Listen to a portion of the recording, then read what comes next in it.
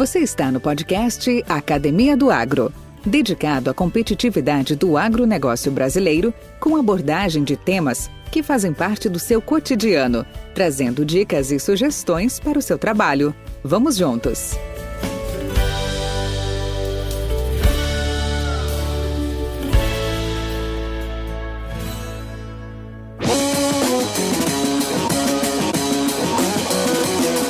O que faz uma Secretaria Municipal da Agricultura? Essa secretaria tem o compromisso de elaborar, executar e avaliar as políticas agrícolas, pecuárias e de abastecimento rural, com o desenvolvimento capaz de suprir as necessidades da geração atual, sem comprometer, lógico, a capacidade de atender às necessidades das futuras gerações.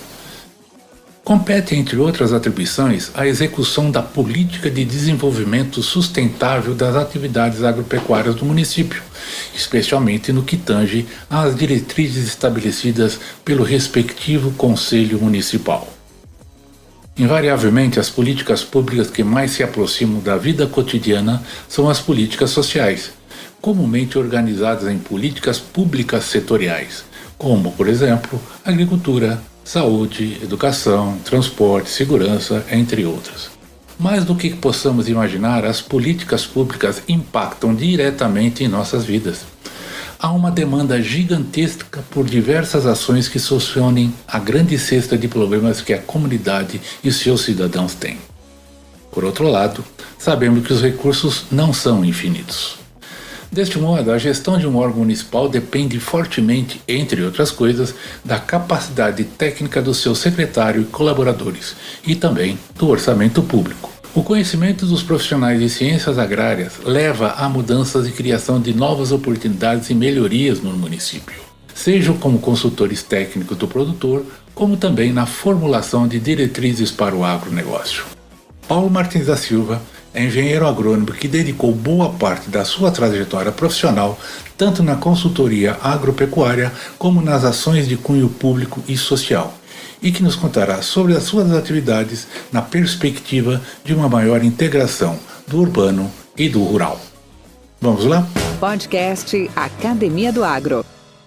Alô, salve meu amigo Paulo Martins, tudo bem com você? Olá, Valdir, é uma satisfação muito grande estar te vendo aqui, né? E participando da Academia do Agro. Acho que para aqueles que assistem, que te assistem, que conhecem, né, o seu podcast, para mim é uma honra, uma satisfação estar aqui revendo um grande amigo, né? Tivemos excelentes ações juntas aí e espero continuar tendo. Obrigado primeiro inicialmente pela oportunidade de estar aqui participando do seu podcast, né? E sei que tem um grande número de fiéis seguidores aí. Te parabenizo inicialmente pela oportunidade, muito obrigado realmente pelo esse momento estar aqui com você e com todos aqueles que seguem aí o seu canal. Que bacana, cara. Mas olha, eu vou te falar um negócio, Paulo.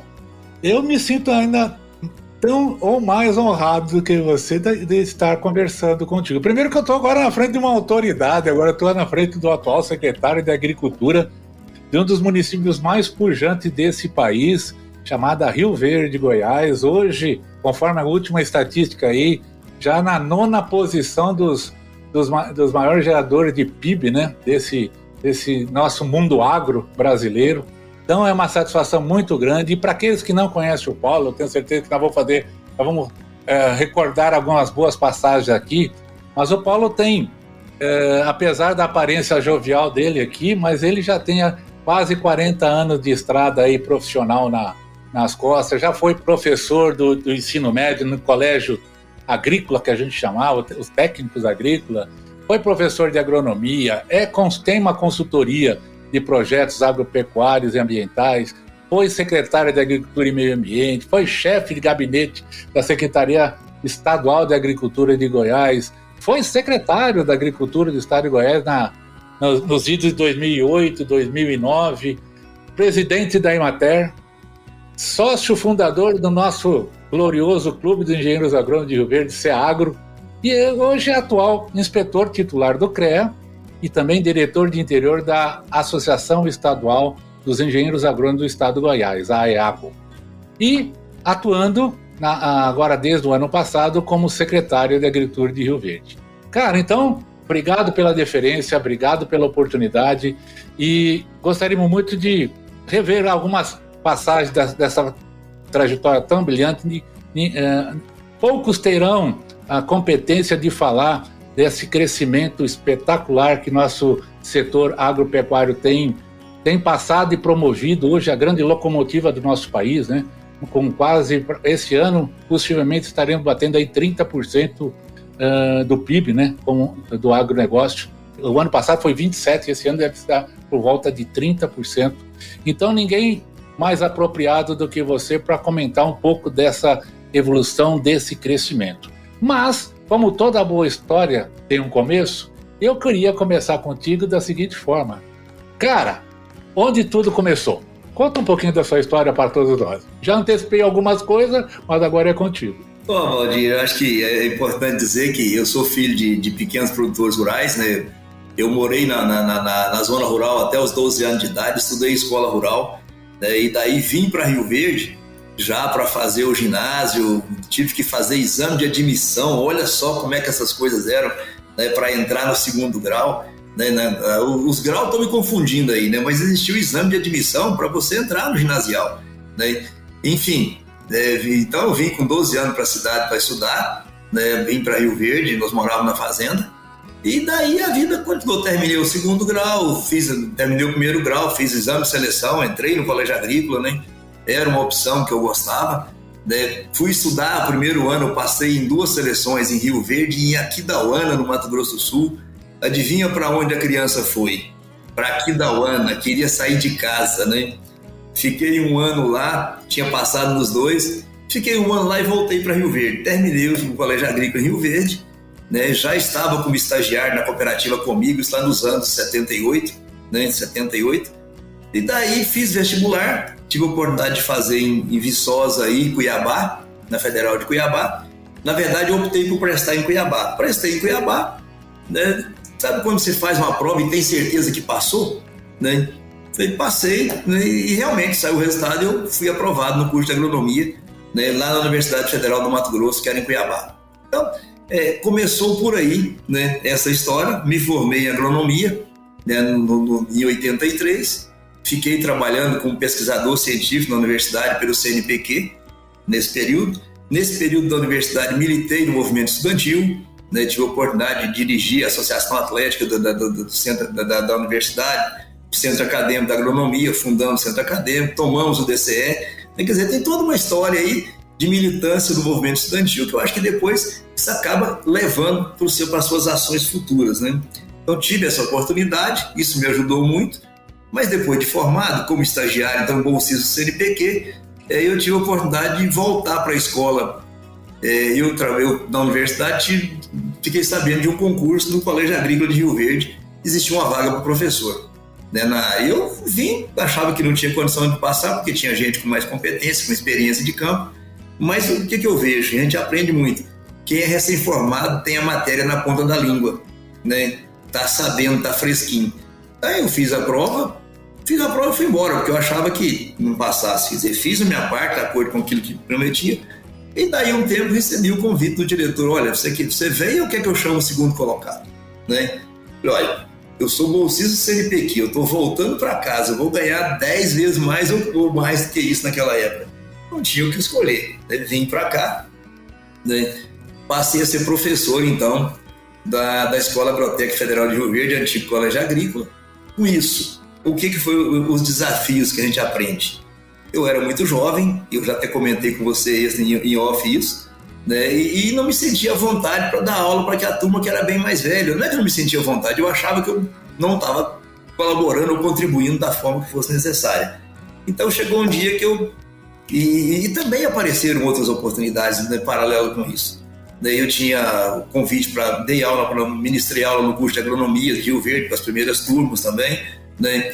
E mais paralelo a isso, existia a parte ligada a campo, que eu gostava muito de campo, de relacionamento com o produtor e tal. Então montamos uma empresa de consultoria, né? E aí um dia eu tive que decidir, ou continuo na sala de aula ou vou para o campo, né? E como eu era jovem, não tinha um passarinho para tratar, solteiro, falei, olha, ou eu saio agora ou não saio mais. Tentei afastar por interesse particular, a escola não me achou, eu era concursado, Aí eu disse para o diretor, o que eu tenho que fazer para não dar aula depois do almoço? Ele falou, você pede demissão e eu te libero de cumprir o aviso prévio. Eu não pensei 2 vezes, pedi demissão e fui embora. Quer dizer, eu era concursado de um emprego federal, pedi demissão e saí. E fui para o campo, fui para a iniciativa privada, montamos uma empresa de consultoria e daí a vida seguiu, né?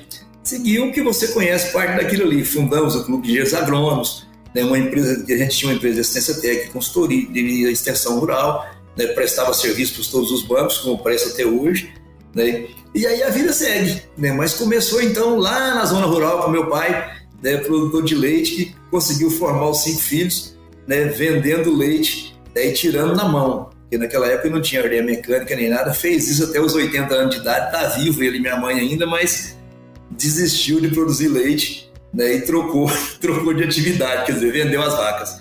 Mas enfim, começou realmente com isso, né? Voltei para Rio Verde e daí a vida seguiu, como você disse aí no resumo que você passou, né? Tive a oportunidade na iniciativa privada galgar os convites aí que surgiram, né, depois para assumir a Secretaria de Agricultura e Meio Ambiente de Rio Verde, né? Foi a primeira Secretaria de Meio Ambiente que a Prefeitura colocou, você estava presente até, deve ter feito parte disso, né?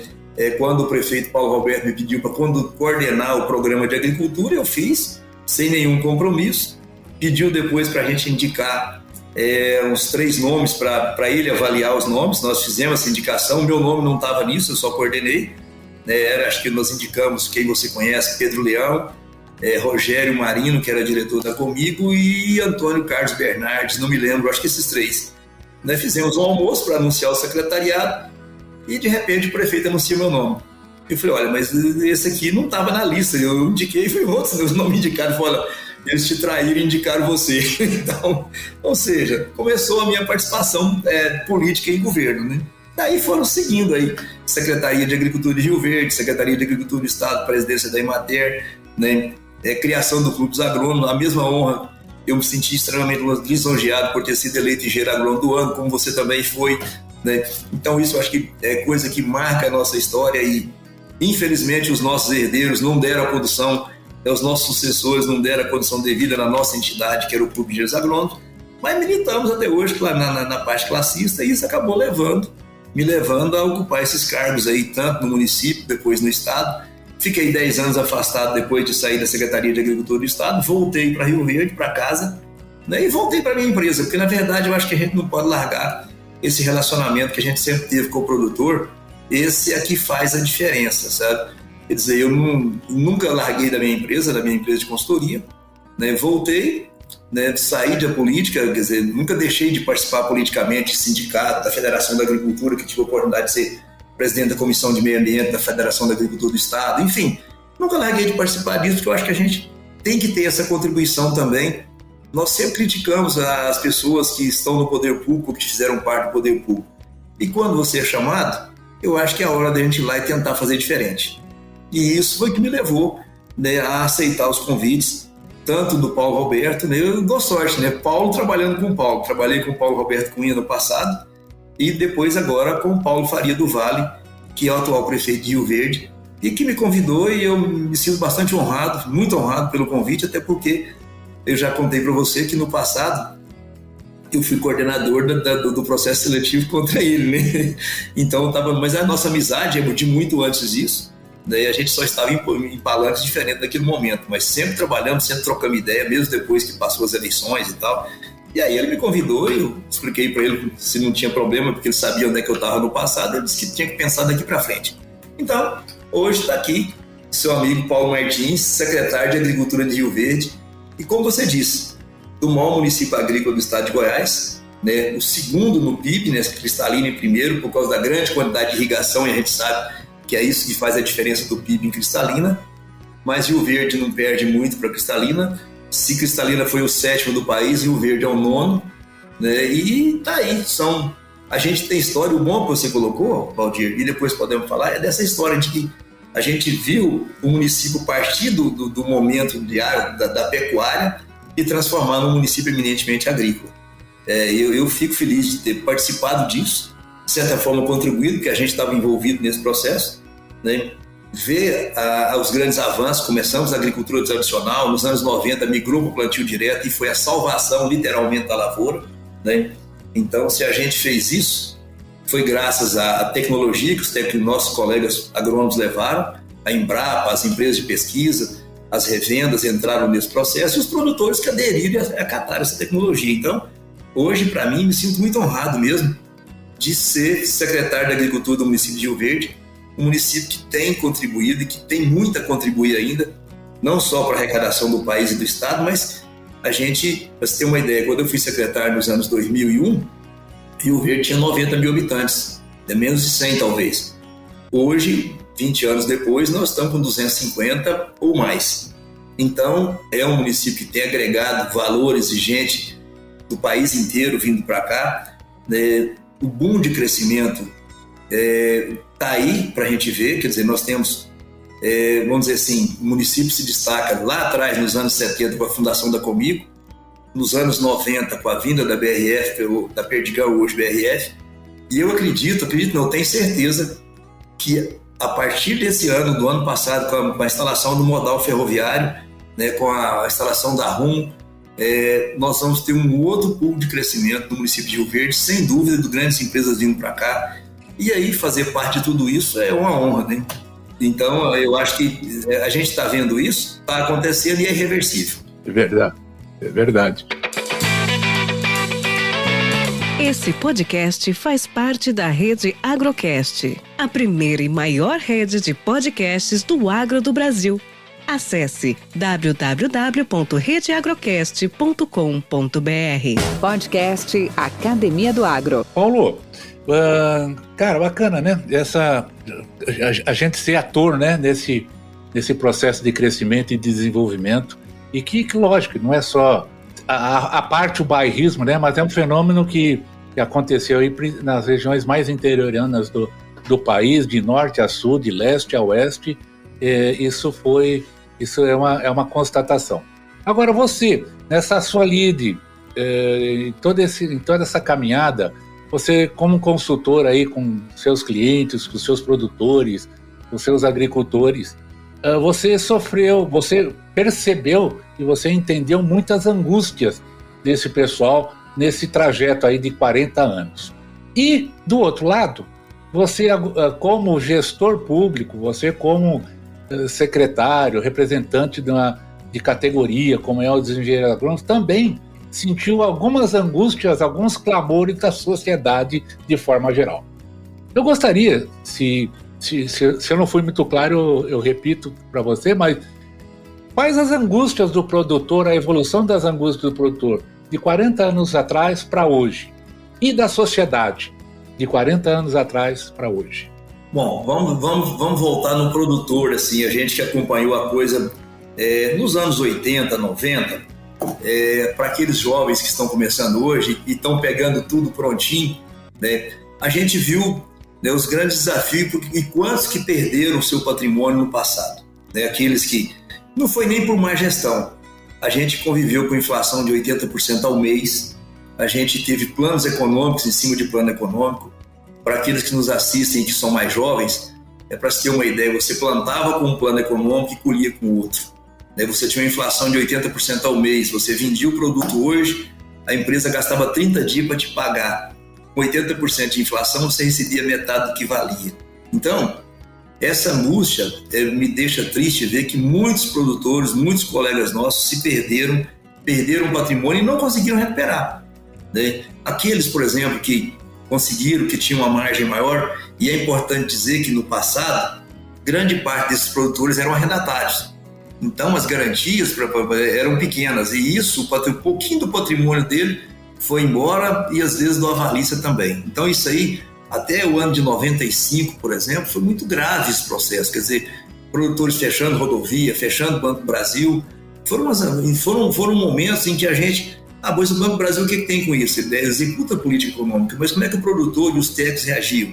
Qual era vamos dizer assim, o interlocutor, o agente de governo aqui na ponta? Era o Banco do Brasil. Então, você parar um trator em frente ao banco, fechar o banco, era um ato, né? Ou fechar uma rodovia, era o incômodo necessário naquele momento, né? Para a gente poder resolver. Em 95, a gente conseguiu através dos manifestos nacionais e, né, uma renegociação das dívidas agrícolas chamada de securitização, que dava 25 anos de prazo para pagar com uma taxa de juros de 2% ao ano. Isso, quem conseguiu fazer, e eu digo para mim mesmo, né, eu consegui securitizar minha dívida pessoal e eu tinha certeza que eu não sabia se eu dava conta de pagar a prestação, a primeira prestação, né? Isso lá em 95, 96. Hoje tá faltando, isso vai vencer em 2025, né? Eu ainda tenho aí mais 3, 4 anos, não vou quitar antecipado, vou pagar ano a ano, dia todo 31 de outubro nós vamos pagar, mas hoje, esse ano passado, eu paguei R$2.000, né? Mas lá em 96 era fruto de trabalho de um ano inteiro e talvez muita gente não deu conta de pagar, né? E era um limite de 200 mil para cada um e tal. Então, começou aí, eu acho que a redenção do agro, quando conseguiu se negociar e aí saneou parte da angústia. Muita gente perdeu os patrimônios, vendeu, ficou pelo caminho, outros entraram, né? E aí veio outros avanços no passado. Eu acho que em 92 foi o ano de entrada do plantio direto na nossa região, porque a gente estava com as máquinas paradas e não demos conta de preparar solo. E quando saiu um recursinho, o pessoal plantou direto, jogou no carro, no mato, fez lá, mas foi o primeiro ano assim que houve um aumento expressivo. E aí o que aconteceu? Isso daí para frente viabilizou a segunda safra, né? Veio o plantio direto, com tecnologia, com adaptação de plantadeira, nós participamos. Essa história foi difícil, quer dizer, adaptação de plantadeiras não tinha, né? Mas enfim, começou-se aí a redenção, eu diria, do cerrado, e aí vem caminhando para o que nós somos hoje. Lógico que veio muita tecnologia em cima, pesquisa, mas o plantio direto permitiu a segunda safra e isso começou com toda aquela dificuldade lá do passado. Então, esse avanço, né, ele foi bom, vamos dizer assim, que chegou ao que é hoje. Nós temos 15 anos aí que o agro está, né, com as demandas mundiais crescentes, agora começa a ter umas preocupações em cima disso. E aí eu vejo que a angústia do passado era a inflação, vamos dizer assim, o processo todo. Hoje a gente tem o quê? Dinheiro em tese sobrando, né? Gente oferecendo dinheiro para o agro e tal. E meu pai falava que às vezes o que quebra o cidadão não é trabalho, não é muito crédito. Então, se você tomar crédito hoje aí, de repente, alguns créditos em dólar sem fazer hedge, ou seja, sem a necessária e eficiente intermediação técnica e orientação da gestão financeira, nós já vimos gente com dificuldade até hoje. Por quê? Porque pegou um dinheiro, tomou um dinheiro, não redeou, né? E aí a coisa, o dólar que era 1 foi para 6, né? Daí a coisa tomou outro rumo, né? Mas enfim, eu acho que a angústia hoje, ela está muito mais, vamos dizer assim, do último ano para cá, né? Nós temos muita gente capitalizada no sistema, estou falando de produtor, do agro, mas os custos de produção subiram muito. Você tinha um produto que custava 1.800, hoje é 5.200, estou falando de ureia, por exemplo, né? E entre outros, semente da mesma forma, né? E a soja subiu, mas não subiu na mesma proporção, né? Então, o que avançou e que de alguma forma permite rentabilidade? A agricultura de precisão foi um grande avanço, né? Às vezes você estava jogando adubo demais, calcário demais, ou de menos, mas enfim. Então nós temos ferramentas que a tecnologia levou através da assistência técnica, da pesquisa de fato, né, que tem minimizado e contribuído, mas quem não seguir, né, quem não obedecer certos critérios vai ficar fora. Nós temos gente aí que está rodando, mas está só girando, né? Infelizmente ainda no momento em que todo o agro, né, tem ganhado, até a pecuária, que era o patinho feio do negócio, né, reagiu, teve um probleminha com a China aí, pontual, de 6 meses, mas já voltou a rouba mais de 300. Então, quer dizer, quantos anos que a pecuária só ficava naquela questão ali de pagar o funcionário, o retorno muito lento, né? E aí a coisa avançou muito. Outra coisa, né? Então, dessas angústias eu vejo, a questão da gestão hoje é a principal, Valdir. Eu acho que quem não fizer gestão, quem não se organizar, não vai sobreviver no processo. Isso é fundamental. Crédito tem para todos, sabe? Mas o cuidado nessa aplicação do crédito e como comprar, né? Nós temos produtor aqui que comprou lá atrás os insumos da safra e da safrinha, está rindo, né?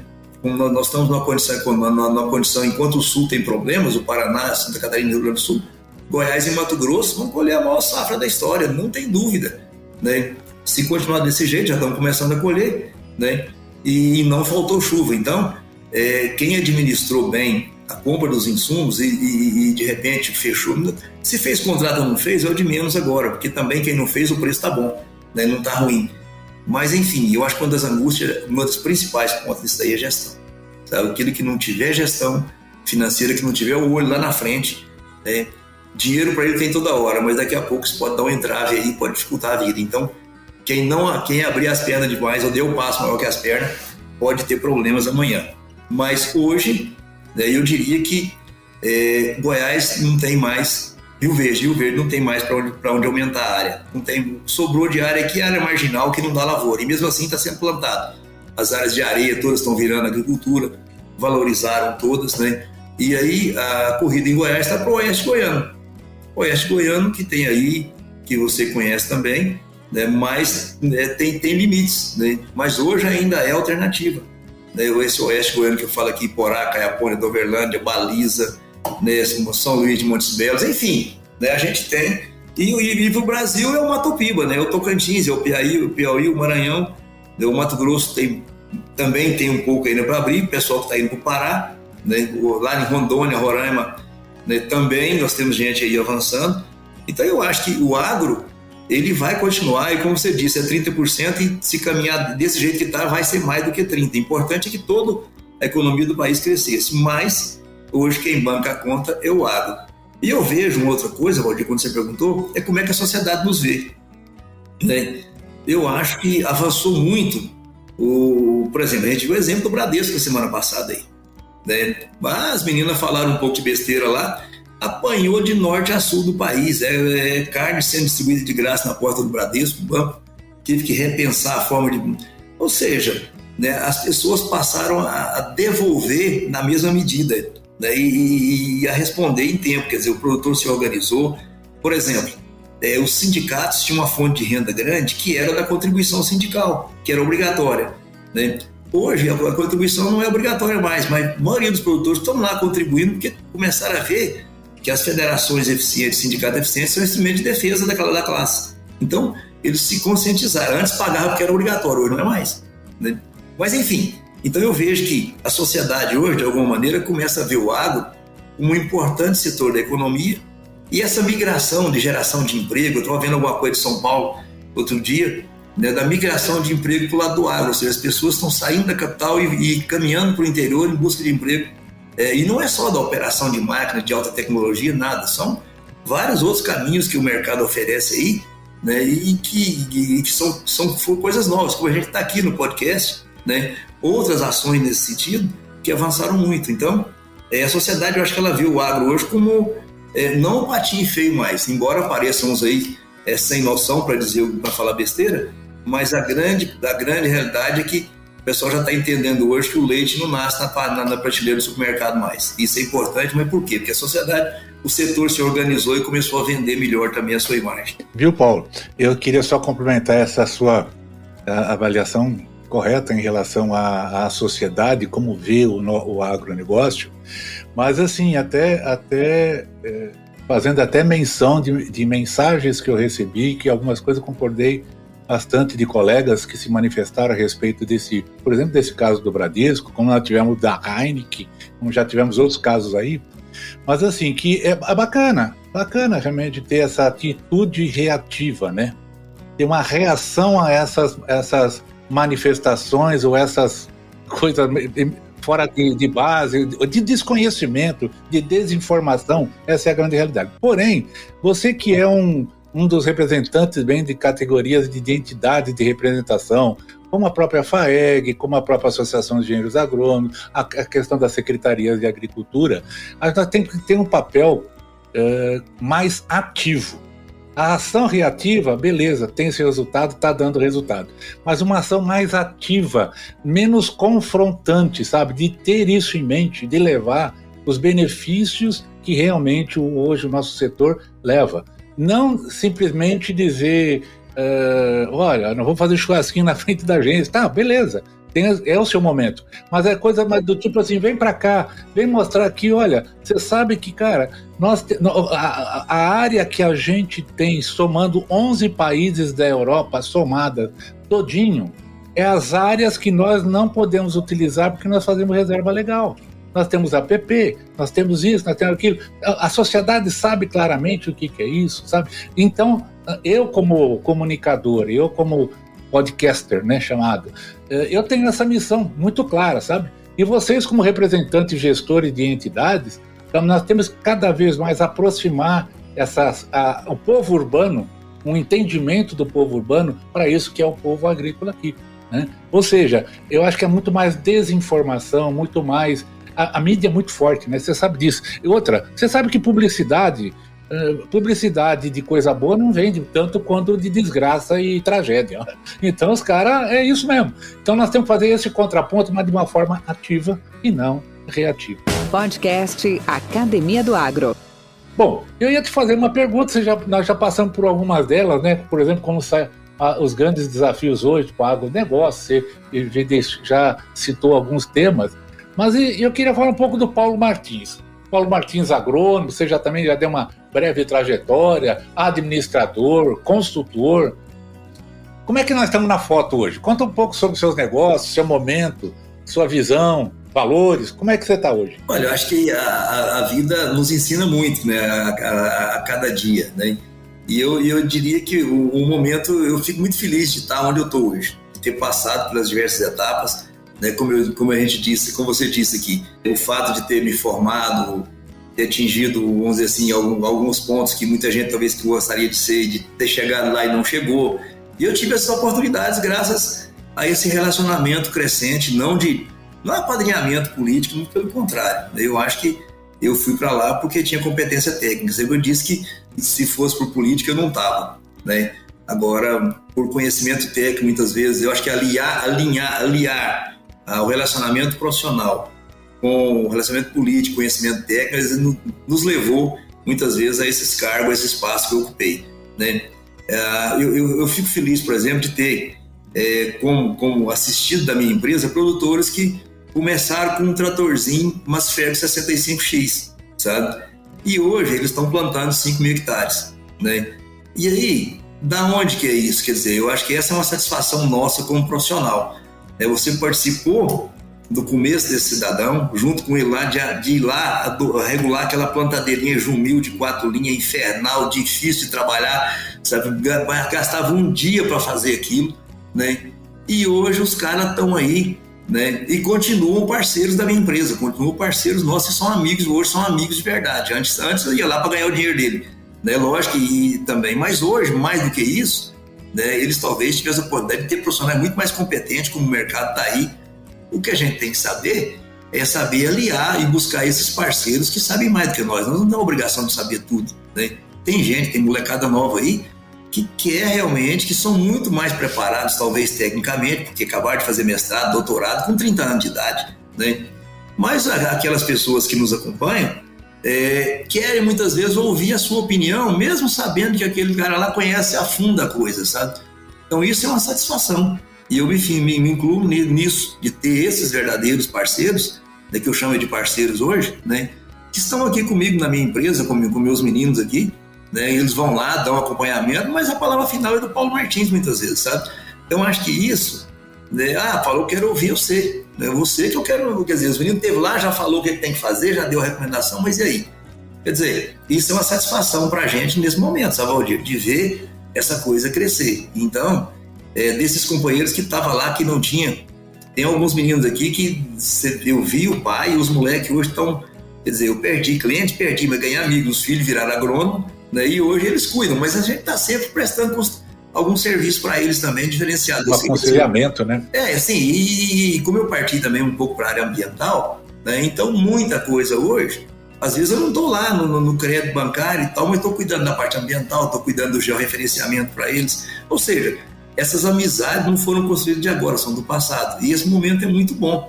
O cidadão vem cá, Paulo, olha aqui, eu preciso que você cuide disso para mim, né? Ou seja, a gente não perdeu esse contato. Hoje os filhos, né, são colegas agrônomos também, né? E eu fico feliz de ver isso, de ver essas pessoas que cresceram e se cresceram, a gente tem um pouquinho do dedo nosso lá, né?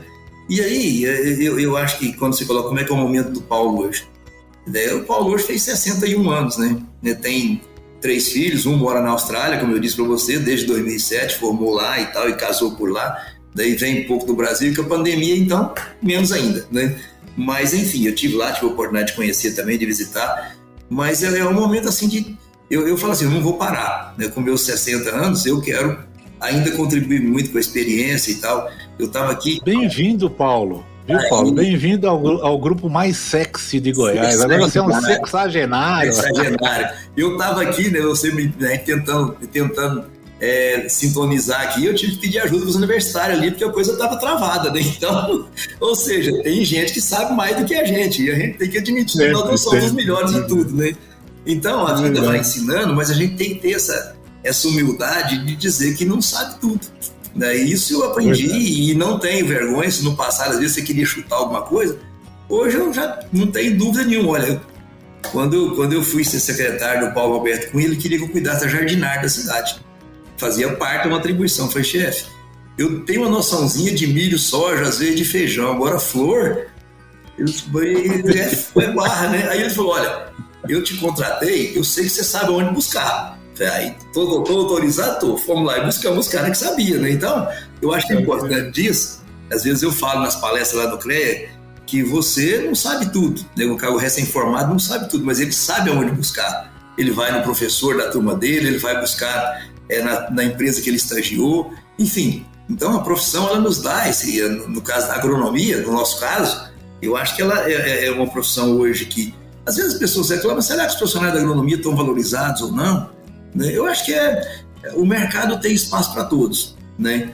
Alguns se destacam mais, vão para a área comercial, outros vão para a pesquisa, outros vão para a área pública, vão para a área para a área acadêmica, enfim. Eu tenho em casa, por exemplo, uma filha que é dentista, adora fazer iniciativa privada, já está com a empresa dela montada aí, lá em Campinas, né? E a outra fez direito, terminou o mestrado e quer seguir carreira acadêmica e está nos concursos. Tem que respeitar, né? É verdade. Então, assim, né? É por aí, sabe? Perfeito, viu? Paulo, deixa eu falar uma coisa. Dentro dessa sua rica caminhada, esse desenvolvimento profissional tão bacana que você passou, por tantas atividades diferentes, né? Complementares, é verdade, mas sempre incrementais, né? Que a gente chama, sempre colocando algo a mais. O que você hoje faria diferente se estivesse começando hoje novamente? Alguma coisa faltou? Ou, assim, tipo, que viria hoje na sua mente para fazer novamente? Bom, eu tenho uma, talvez... Eu queria ser um jogador de futebol, mas não deu certo. Sim, exatamente. Não, eu acho assim, o fato das decisões tomadas no passado, eu não me arrependo de nenhuma delas, né? Agora, por exemplo, uma das coisas que eu acho que foi difícil, né, foi que nos anos 80, 90 eu fui para a agricultura também, né? E a coisa andou bem, comprei propriedades, né, no Mato Grosso, eu tinha área em Sapezal, né? E em função das grandes dificuldades do plano econômico, né, eu tive que vender para não deixar de honrar os compromissos, né? Então, naquele momento, quer dizer, plantar 1.000 hectares nos anos 90 era muita coisa, né? Era extremamente significativo. Se a gente for pensar que Rio Verde hoje está aí com seus 400 mil hectares de lavoura, né? Mas 1.000 hectares nos anos 90, isso era muita coisa, né? E aqueles planos econômicos nos colocou em muita dificuldade, quer dizer, então, eu não diria que eu não faria, mas talvez eu tivesse me dedicado mais à consultoria do que à própria lavoura naquele momento. Mas era um boom que todo mundo queria também e não dá para arrepender. Eu acho que eu adquiri com trabalho, vendi, paguei e segui, a vida seguiu, né? Mas, enfim, talvez essa questão da agricultura nos anos 90, ela foi pesada, sabe? No final dos anos 80, 89, 90, 92, 95, depois as coisas foram se equalizando, mas aí eu não voltei mais para a agricultura, porque eu vendi maquinário, eu saí da agricultura, quer dizer, nós tivemos que vender. E aí, para comprar todo esse equipamento hoje, é lógico que quem tinha 10 tratores para fazer 1.000 hectares naquela época, né, e hoje você faz com um, né, então o momento é outro, mas eu optei por continuar na iniciativa privada, né, com a minha empresa, e às vezes que eu fui chamado do poder público, isso me dá uma satisfação. E fala, o que você ganha com o poder público? Se alguém chegar hoje e me perguntar, você prefere continuar no poder público ou na sua empresa? Se tiver que fazer opção, eu volto para a minha empresa. Né? Porque o poder público não é que é efêmero, né? Mas ele, se dura bem, dura o mandato do prefeito, vamos dizer assim. Né? E na sua empresa é que sustenta a sua atividade no dia a dia, então a gente não pode largar isso. Então, essa é uma das coisas que... Agora, qual que é a satisfação, Valdir, de estar lá no poder público de fazer? Né? Ser vereador nunca me interessou, nem nada, mas no executivo você pode ajudar, interferir e ajudar em muita coisa. Vou te dar o exemplo da Secretaria de Agricultura, que eu fui secretário em 2000 e 20 anos depois voltei. Né? A nossa secretaria hoje, com o prefeito Paulo do Vale, ela tem uma estrutura que pode, de fato, interceder lá no pequeno produtor. O médio e o grande, ele anda sozinho, com as próprias pernas, ou ele pode contratar uma assessoria, mas o pequeno, e a gente tem regiões no município que, de fato, são carentes. Então, de que forma que a prefeitura, que a gente pode interceder? A prefeitura transporta o calcário de graça. O cidadão não tem dinheiro para comprar as duas coisas. A prefeitura vai lá e puxa 60 toneladas para ele, 30 toneladas para ele, leva com frete zero. Né? E ainda valorizamos para comprar os nossos calcários aqui da cidade. A gente vai lá, em parceria com a Emater, leva assistência técnica, a prefeitura paga para a Emater um valor mensal para ela colocar técnica à nossa disposição. Né? Além da equipe técnica nossa, nós colocamos serviço, por exemplo, de ir lá preparar o solo para ele, de levantar um terraço, de colher uma silagem, quer dizer, melhorar a alimentação, dar essa assistência. Então, isso são coisas que dão uma satisfação, você poder ajudar. Não é o protecionismo, mas é fazer alguém sair da estaca zero, como eu vi muitos dos produtores que hoje são meus clientes, ainda que são amigos, que tinham um tratorzinho só, mas que correram e seguiram. E a gente tem regiões no município que são extremamente carentes. São propriedades que a reforma agrária vem fazendo pela divisão, né, da família, e hoje a pessoa está lá com 30 hectares, 40 hectares, e aí a gente vê já coisas que aconteceram. Ele não tinha pasto, a gente conseguiu levar para ele o calcário, conseguiu melhorar, plantar o capim, e hoje ele está lá produzindo 300 litros de leite por dia. Ou seja, melhorou a vida do cidadão. Né? E eu acho que o poder público ele tem essa função de poder interceder. Então, o fato de ser secretário e ter a caneta de decidir as ações ou de fazer programas de governo, como o prefeito tem pedido para a gente, né, conduzir essas ações, a implantação do Cinturão Verde em Rio Verde, só para você ter uma ideia, Rio Verde importa por ano de verduras quase 12 milhões mês, comprado do Ceasa de Goiânia, de Uberlândia, de Brasília. Né? Por que não a gente não viabilizar um Cinturão Verde que possa produzir isso aqui? São 120 milhões ano que poderia ficar no município de Rio Verde. Então essa é uma missão nossa, que o prefeito me pediu para dar prioridade. Nós vamos comprar uma área já para fazer a central de distribuição, pode ser chamada de Ceasa ou qual nome que tiver. Os pequenos produtores, a prefeitura vai colocar o box para eles. Aqueles grandes, nós vamos ceder em concessão o espaço, ele vai construir o box dele. Né? Enfim, então, são ações que... por que você está no poder público? Porque dá essa satisfação poder, de fato, interceder e olhar esse lado bom, sabe? Então, que bacana. Isso é a satisfação que eu vejo. Muito mais do que financeiro. Financeiro, não. Você tem tanto pedido lá todo dia que se você for atender todo o seu salário, você fica devendo. É verdade. Isso é possível, sim. Podcast Academia do Agro. Paulo, e aí, nós estamos aí com 2 anos já de pandemia, agora vem essa nova etapa aí de Omicrons, mais influenza, mais gripe, ainda estamos, mais uma etapa, né? Mas para você hoje, o que a pandemia provocou? Se fosse na viagem, né, uma viagem, o que fica na sua mala quando você entrou nessa pandemia? O que não fica na sua mala? E o que você colocaria de novo nessa sua mala para continuar a viagem? Bom, primeiro o que provocou, né? Eu acho que nós perdemos muito companheiro. Quem não tem nenhuma família nesse país que não perdeu alguém. Nenhum cidadão que não perdeu alguém da família, um amigo, algum chegado, né? E todos nós tivemos passando por essas fatalidades. Eu perdi um cunhado, colega nosso agrônomo, né? Júlio Carlos Moraes Barros, né? Que da minha idade, né? E infelizmente não tinha vacinado ainda enfim. Então, primeiro as perdas, que eu acho que elas aconteceram e são irreversíveis, né? E isso é o ruim da história. O outro, valorizar a família. valorizar os amigos, né?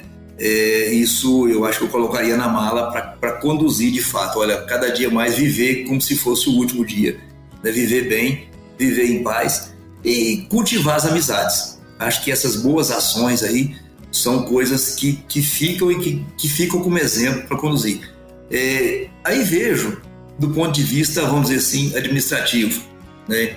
Enquanto a ciência dizia para fazer algumas coisas, outros diziam que não era para fazer, né? E isso acabou dividindo, como você levantou no começo lá, dividindo o país. Eu acho que a administração tem por finalidade administrar o país e aglomerar, agregar. E quando você parte para dividir, isso é ruim, sabe? Isso é ruim porque fica nós e eles. A gente falava que o outro partido era que dizia, levava para nós e eles, e nós elegemos um outro presidente que acabou levando para nós e eles do mesmo jeito, né? E aí, isso acho que foi de ruim também e está refletindo até hoje. Nós estamos perdendo pessoas ainda que se negam, por exemplo, a ciência, se negam a se vacinarem, né? E os resultados estão aí. Quer dizer, voltando, né, novas versões e juntando tudo agora, como você disse, o Ômicron, né, influenza, chikungunya, dengue, ou seja, né, eu, por exemplo, eu sofri Covid lá em 2020, em dezembro, né? E só descobri porque funcionários meus testaram positivo e eu fiz o teste, eu estava positivo, mas eu ia passar por assintomático. Tomei 3 doses de vacina, o braço está pronto para vir a 4ª ou quantas mais forem necessárias, né? E eu acho assim, a ciência, quem não acredita na ciência, não sei, nós estamos onde nós estamos hoje, se o agro chegou onde chegou, né? Se a tecnologia, é porque foi ciência, né? Então, se o carro passou a andar, a roda foi inventada, é ciência, né? Tudo isso é ciência. Agora, negar a ciência, eu não concordo com isso, eu acho que isso eu tiraria da mala, esse eu deixaria fora realmente, porque essa negação das coisas, isso é muito ruim para esse momento no país e no mundo, né? A gente está vendo aí 90% das pessoas que estão internadas ou morrendo é porque não se vacinaram. Então, é negar a ciência. Nós tomamos vacina desde quando? Naquele revólver no braço que miserável que doía o pneucão, né? Mas nós tomávamos vacina, nossos pais levavam todo mundo para vacina, tomar vacina. Agora, tem gente que acha que não precisa se vacinar. Eu não consigo entender, eu sinceramente não consigo colocar na cabeça essa negação da ciência e a negação que acabou virando uma questão política, né? Que é pior, quando você mistura política com ciência, aí realmente o trem toma um rumo muito difícil. É preciso, eu torço para que isso seja superado, né? E que a gente possa, de fato, não, politicamente não, cada um tem suas opções e pronto, e o adversário de hoje pode ser o aliado da manhã, não precisamos brigar com ninguém, né? Mas a ciência a gente não pode negar, essa eu não concordo, sabe? Eu acho que essa me decepciona muito aqueles que negam a ciência. Paulo, um conselho para os nossos colegas do agro. Bom, para os nossos profissionais da agronomia, eu diria que estudem, tá? Busquem estudar constantemente, as inovações estão aí, aquilo que não existia de profissão ontem, hoje existe, né? As alternativas estão, procurem cada vez mais estar inteirados com as novidades e inventem, né? Comecem a criar aí, né, as empresas de tecnologia, os sites, sabe, as startups, porque eu acho que são outros segmentos aí, Valdir, que a cada dia a gente vê surgir alternativas extremamente, isso aí não tem futuro. Começa e de um dia para outro tem milhões e milhões de seguidores e está vendendo. Então eu acho que, como eu disse aquela hora, ciência, acreditem, estudem, porque quem não estudar, né, se até um tempo atrás tinha dinheiro, né, não preciso estudar que eu tenho dinheiro. Isso perde de um dia para a noite numa operação mal feita. Então, conhecimento, tecnologia, eu acho que isso para os nossos colegas profissionais, né, porque o mercado está aí e existem para todos nós, existe espaço para todos. Até para nós, né? Mantermos atualizados sempre em constante crescimento, senão você fica para trás. Ninguém é poste, né? Ninguém fica parado. Não. E a Academia do Agro está aí, um exemplo disso. Valdir rodou o Brasil inteiro, morou em vários locais e está agora com a Academia do Agro, aí, um podcast que todos nós estamos participando, admiramos e te parabenizo por isso, porque é uma reinvenção de alguém que tem muito a contribuir e eu tenho certeza que quem assiste, né, e participa com você está sempre aprendendo alguma coisa. Então, Por isso que eu digo, acho que a questão do conhecimento ela é fundamental e a gente não pode negar isso. Paulo, muito obrigado pela sua participação, fico muito feliz, agradecido realmente. Sabe que aqui é uma arena aberta, a qualquer momento gostaria de contar novamente contigo aí, de repente podemos conversar sobre algum assunto mais pontual, algum tema mais focado ou na gestão pública ou mesmo na consultoria agronômica. E obrigado, fica com Deus, grande abraço. Ô Valdir, a gente falou e eu tinha pontuado um assunto aqui e deixei passar, eu vou completar. A gente fala. Por favor. A gente viveu também nessa questão da integração sociedade e agro, por exemplo, a criação da Tecnoshow, das feiras de tecnologias do agronegócio. A Tecnoshow de Rio Verde, eu acho que vamos dizer assim, é um espaço para a sociedade ir lá e conhecer o que tem de inovação do agro, quando a gente falava daquelas questões aí, né? Então isso foi criado graças ao quê? Ao ambiente do produtor, ao ambiente cooperativo, à assistência técnica, aos profissionais do agro que ajudaram a construir aquilo e eu fico honrado de ter participado disso, sabe? De ter feito parte daquele momento onde se decidiu criar, né, o que se chama Tecnoshow hoje, mas muitos dos nossos colegas profissionais contribuíram lá no programa Renda Real, que foi criado lá atrás. Enfim, bem lembrado, essa é uma história que a gente não pode esquecer e que faz a diferença e coloca Rio Verde onde ela está hoje, porque teve pessoas e teve entidades que abraçaram a causa do agronegócio e não tiveram medo, tiveram coragem de acreditar na ciência e na tecnologia. Do ponto de vista aqui, para encerrar e agradecer, como secretário de Agricultura do município, como Paulo Martins, eu agradeço de fato aos colegas que me levaram até lá onde eu pude ser, depois a oportunidade de participar da gestão do Dr. Paulo Faria do Vale, e dizer que a Secretaria está à disposição realmente dos profissionais da agricultura, do agronegócio, um foco voltado aí no pequeno produtor, porque de fato ele precisa sair, nós precisamos, né, gerar oportunidade para ele também, não é só para o grande, nós temos um contingente grande aí que precisa ser olhado com carinho, e aí a administração nossa na Secretaria tem focado nisso, realmente, para poder ver, não adianta eu crescer, o Valdir crescer, nós precisamos que todos cresçam, né? E um pouquinho que aquele cidadão lá crescer, já vai fazer uma diferença muito grande na vida dele, da família dele. Valdir, agradeço demais o convite da Academia do Agro, a você, desejo sucesso, que 2022 seja um novo ano aí, né, que a gente possa, de fato, realizar tantas coisas que a pandemia não nos permitiu encontrar, realizar, confraternizar, mas que agora, com todo mundo vacinado aí, com todo mundo com os cuidados necessários, é uma nova realidade, né? Não adianta a gente pensar que vai parar de usar máscara, porque não vai, né? Mas assim, nós temos uma nova realidade e nós precisamos aprender com esse novo momento e tem mecanismo para isso. Eu acho que aqueles que se adaptarem, né, vão sobreviver e isso vai fazer a diferença para todos nós. Parabéns aí pelo seu programa, agradeço mais uma vez pela oportunidade, me coloco à disposição com o Paulo Martins, como secretário de Agricultura do município. Enfim, parabéns e obrigado pela oportunidade. Um abraço. Valeu, Paulo. Grande abraço para você. Mentes brilhantes incentivam outras. Crônicas do Agro. Com seus especialistas e líderes comentando, opinando e analisando diversos assuntos através da sua ótica e de sua experiência. Seja você o fator multiplicador. Boas práticas. Boas ideias.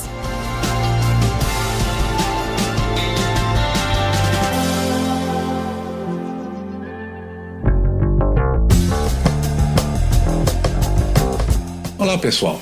Aqui é o Valdir Franzini, apresentador do podcast Academia do Agro, e trago para vocês um artigo muito interessante feito por Alexandre Slivnik, que é atualmente um dos maiores especialistas em excelência em serviço no Brasil, palestrante internacional com experiência nos Estados Unidos, na África e no Japão, tendo feito especialização na Universidade de Harvard. E o tema dele é: satisfação profissional plena não depende de remuneração, mas sim de propósito. Alexandre comenta que um dos maiores problemas relacionados ao ambiente de trabalho é a satisfação profissional. As pessoas desejam saber como podem ser felizes atuando em suas posições, mas existem muitos cenários em que uma pessoa não está mais feliz ou à vontade no emprego atual. Apesar de ocuparem um bom cargo e terem remuneração adequada, muitas pessoas ainda podem se sentir insatisfeitas com aquilo que estão fazendo. No entanto, não existe uma fórmula pronta para solucionar esta questão.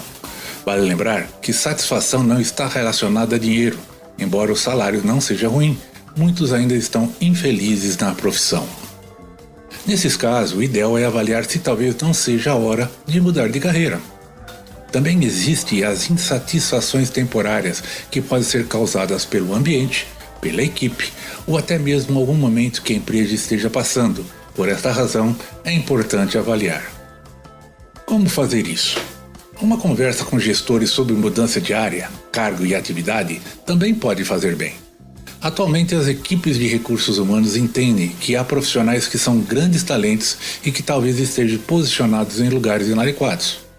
Às vezes, dentro da própria empresa, existem outras posições que fazem mais sentido.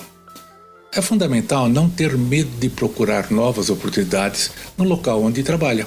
Mas, se for necessário, não há problema algum em buscar um caminho em uma nova empresa. Nesse sentido, vale apostar em novos desafios. Quanto maior for o seu desafio, maior é a possibilidade de mostrar o seu valor e a sua competência. Para isso, também é necessária uma palavra que está na moda e que é propósito, a razão pela qual você faz aquilo que você faz. Existem 2 elementos fundamentais para estar satisfeito no trabalho: o propósito, que te move, e os desafios que você vai ter que ir pela frente. Se você não sabe o seu propósito e quais são os desafios, provavelmente terá insatisfação com a sua carreira. Atualmente, há diversas formas e métodos que ajudam a encontrar esses fatores, e a melhor parte é que, quando você os encontra, as coisas passam a fluir com mais naturalidade. Quando existe o sentimento de ser o melhor momento profissional, ao acordar feliz para trabalhar, e quando os dias passam mais rápido, é neste momento que você teve propósito ou, em outras palavras, encontrou motivo para fazer aquilo que você fez o dia inteiro. É ideal lembrar que o mais importante não é os outros acreditarem em você, é você acreditar em si mesmo. É necessário encontrar o motivo que faz levantar todos os dias para fazer aquilo que você quer. Por isso, os desafios e os objetivos são fundamentais para que você tenha uma plena satisfação profissional.